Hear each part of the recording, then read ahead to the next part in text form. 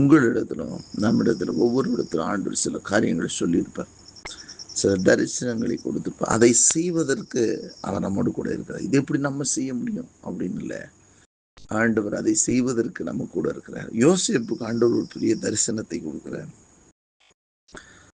அது எப்படி நடக்கும் என்று சொல்லி எல்லாரும் ஆச்சரியப்படுகிறதை நாம் பார்க்கிறோம்.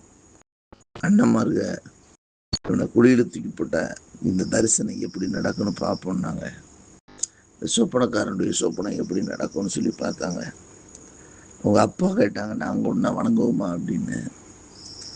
இப்படியெல்லாம் கேட்டாலும் வேதம் சொல்லுகிறது சூழ்நிலைகள் வேறு விதமா இருக்கு. யோசேப்புக்கு கூட சந்தேகம் வந்திருக்கும். ஏன்னா கடினமான காலங்களை கடந்து போகிறார். சிறைச்சாலையின் அனுபவம் வருகிறது. வசனம் சொல்லுகிறது கர்த்தர் யோசேப்போடு கூட இருந்தார் என்று. என்ன சூழ்நிலை, கர்த்தர் கூட இருக்கிறார் பாருங்க.